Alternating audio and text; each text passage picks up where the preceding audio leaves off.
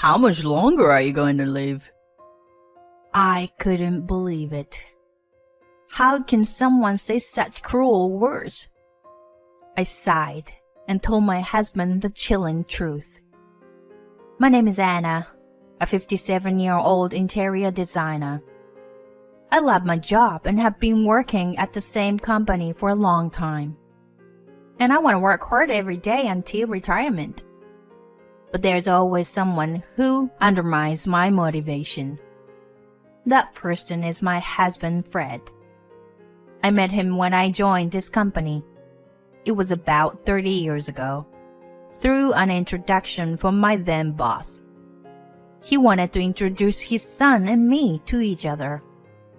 In the past, refusing such invitations from superiors meant career difficulties. So reluctantly, I decided to meet him. At the time, I didn't have a boyfriend, and I was in my late 20s. My parents were worried about me, and even if I didn't plan to get married, I thought it would be fine to meet him. Fred was younger than me, and still had a charming atmosphere back then. Mostly, he seemed like a college student. But occasionally, he showed a mature side. And above all, he was handsome. We talked, and surprisingly, we got along well. We exchanged contact information and started meeting each other. Well, naturally, our relationship developed, and he earnestly escorted me. I was captivated by his sincere demeanor, and a contrast with his mature aura. After about 2 years of dating, we decided to get married. When I reported to my then boss, my father-in-law, he was very happy for us. And it wasn't like I played favorite for the sake of my job, but we were naturally drawn to each other and ended up getting married. I was surprised myself. I think it was great to be able to get married in a happy state. Moreover, thanks to this marriage, I was able to be promoted to department manager. Considering the circumstances at that time, it was difficult for a woman in her 30s to be chosen as a department manager. So, of course, there was resistance from those around me. But I worked harder relentlessly because I couldn't betray their expectations. Thanks to that, little by little, the people around me started to recognize me. But there was one person who didn't like it the most, and that was my husband. Huh, you got promoted to department manager. Isn't there some mistake? That was my husband's initial reaction when I reported my promotion. No, there's no way it's a mistake. Your father recommended me, you know. Ah, so it's all thanks to my old man. Huh? Well, I mean, a woman can't become a department manager based on her abilities. Wait, isn't that really harsh? Nah. There is not a single female boss in the company I know. Because my father is in that kind of position, you were able to get promoted too, I guess. I was shocked when my husband suddenly said that. He was like an embodiment of male chauvinism. I wanted my husband to be on my side, no matter what happened. This was the first time I felt distrust towards my husband. But at that time, I still loved my husband. And he was still young, so I thought our values would change over time. However, my husband didn't change. He always pushes all the household chores onto me. I'm working too, and I have a higher position and salary. I didn't say anything like that to him. I knew that if I mentioned it, it would escalate into a terrible fight. Just after my promotion, my husband said to me, "Well, then you should just quit your job." He said it in an excessive manner. At the time, I couldn't help but get emotional at his words. Why would you say something like that? Can't I work hard in a job I love? When I tried to rebel against him like that, my husband's face turned red, and he retorted, Shut up. You're the wife, and I'm the husband. In this house, you listen to what I say. I thought you were a more open-minded person. What? If I weren't one, you'd be full-time housewife the moment we got married, you know. We would often have such loud fights.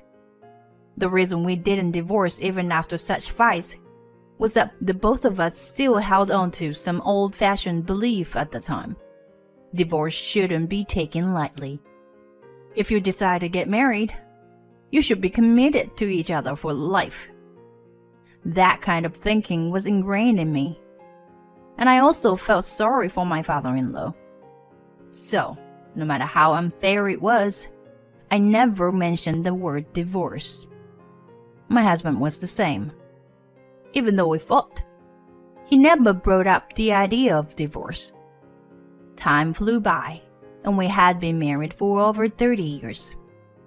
Unfortunately, we were not blessed with children. No matter how hard we tried, we couldn't conceive, and in the end, we gave up on having children. Our parents looked disappointed, but they comforted us, saying that we had tried our best. I truly think we were fortunate to have such wonderful parents.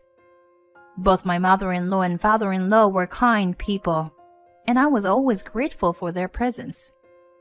Around 10 years after we got married, my father-in-law started his own company and paved his own way. I was amazed when I saw him like that. Now it has become quite a large company with a significant number of employees. It's truly impressive to have built such a big company in a single generation. And considering the age at which he started his business, I have nothing but respect for him. In my work, I aim to be like my father-in-law. By the way, when my husband heard that his own father was starting his own business, he said, "Looks like my old man has lost his mind. There's no way he could succeed." He said it, making fun of him. When he succeeds, then he said, "He just happened to get lucky, right? When his luck runs out, he'll go bankrupt." He said things like that. Every time he said those things, I felt really terrible. Why couldn't he just wholeheartedly support his father's efforts? I'm not sure if it was jealousy or something, but I really wanted him to stop making those remarks. While I let my husband's words slide off, I made up my mind to continue striving for my own ideals. That determination from back then still lives on within me. I managed to climb the corporate ladder and became a department head by the time I turned 40. On the other hand, my husband, despite getting older, couldn't seem to advance in his career. Well, it doesn't really matter to me, but he always tried to involve me in such manner. Whenever we had an argument, my husband would say, "Just because you're successful at work doesn't mean you can act all high and mighty at home, you know?" But I wasn't acting high and mighty at all. If anything, I thought my husband was the one acting that way. I had become completely disillusioned with my husband, so his remarks no longer shocked me. But recently, there was something that bothered me a little. My husband's behavior seemed strange. He has been buying clothes excessively lately. He started paying attention to his hairstyle, using hand wax and hairspray. He also keeps his smartphone on him at all times. Could it be an affair? I thought about such things, but quickly dismissed the idea. Maybe he was being criticized by female colleagues at work for being unfashionable or something. I calmly thought it through and decided not to worry about it. Amidst all of this, one day I received a call from the hospital. It was the hospital where my husband has his health checkup. Since my husband drank alcohol almost every day and often attended drinking parties. He would always fail his annual health checkup. But it was the first time I received a direct call from a doctor. 6 months to live? Yes. I believe it will be better to explain it to the family before informing the patient directly. My husband had a serious illness, and the doctor diagnosed him with 6 months to live. Please inform your husband at a suitable time. It's better for the partner who has been together for many years to convey the news, since some people might panic. The doctor's words hardly registered in my ears. Only the fact that my husband had 6 months to live kept swirling in my head. Rather than feeling sad, I was just astonished. But this was an important matter, so I had to tell my husband. As soon as I returned from work, I immediately had the conversation with him. I went to the hospital today. What? You look serious. Are you dying or something? The doctor said it's 6 months. Huh? 6 months? I nodded, and my husband seemed lost in thoughts for a moment. I see. 6 months. Hey, what are you thinking? I asked, annoyed and unable to understand my husband's words and actions. Nah. Well, I mean, we're getting old. And it's inevitable, right?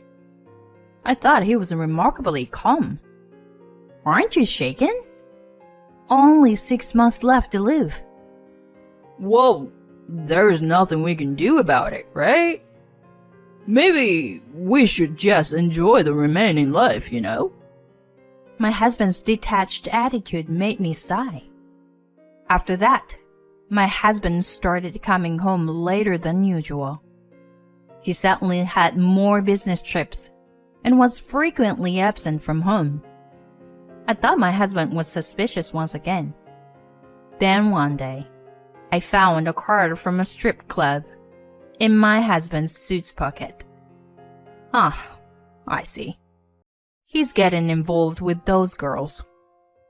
I was exasperated, but I thought that since he only had a short time left to live, he could do as he pleased. Amidst all this, as I was getting out of the bath, I heard my husband talking on the phone. It seemed that he hadn't noticed the door to his room was slightly open. I could hear the conversation my husband was having. Since my wife only has a little time left, once she's gone, you can come live here with me. This was undoubtedly an affair. And there, for the first time, I realized the true nature behind my husband's strange behavior. He believed it was me who was dying. After thinking for a while, I made a decision. I would let him continue thinking that I was reaching the end of my life. After that, my husband continued with the same lifestyle. But at some point, he started splurging extravagantly. He bought designer clothes, and under the guise of business trip, he would go on trips with his mistress. I was appalled and quickly prepared to separate from my husband. I hired a PI to obtain evidence of his affair. The photos showed my husband entering the hotel with a young woman. I wondered what was so appealing about a man like him, but perhaps he was spending lavishly on her. Maybe she believed that my husband was wealthy enough to afford such extravagance. Well, the reasons really didn't matter. I rented a new place and hired a lawyer for the divorce proceedings. Amidst all this, one day, my husband said something outrageous to me. Huh? How long are you going to live? Unbelievable. How can he say such terrible words? It had been almost 6 months since I delivered the news. Yet, my husband seeing me still lively and working, said such things. I thought it was about time, so I finally revealed the truth to him. The one with the limited time is you, Fred. What? Stop with the joke. It seemed that my husband believed I was joking. Well, never mind that.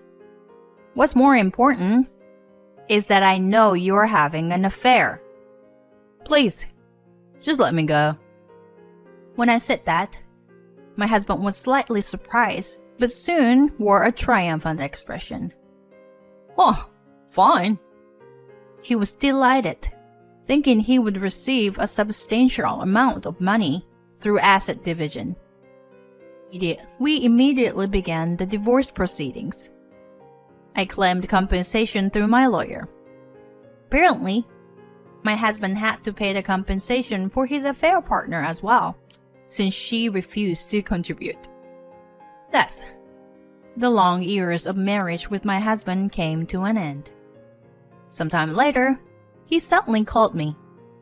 Hey, what the hell is going on? Aren't you the one sick? Even though I didn't put him on speaker, I could hear his voice through the phone. I told you when we separated, didn't I?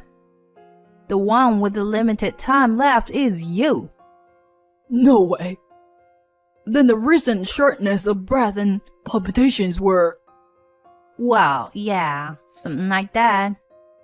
Wasn't it because my age? Jesus. Why didn't you tell me? I did, but you never listened to me. But it doesn't matter anymore. You and I are complete strangers now. Do your best with your treatment or whatever. That's... Of course, you'll have to pay me compensation. It will be deducted from the asset division. Are you abandoning me? Your spouse for many years? What are you saying now? It makes me sick. You betrayed me. I have no obligation to be kind to you. Goodbye. We'll never see each other or talk again. Anna, wait. My ex-husband called out to me, but I hung up without a word. And I blocked his phone number. My ex-in-laws had already passed away. Based on my ex-husband's condition, he had probably squandered all his inheritance. Since then, I made sure not to hear anything about what happened to him. I'm already living a life without him. Even if he were still alive, he would likely be living considerably difficult life. Meanwhile, I'm working hard as I always have. Even on my own, I can lead a fulfilling life. I plan to continue working diligently until retirement, and gradually think about a graceful old age.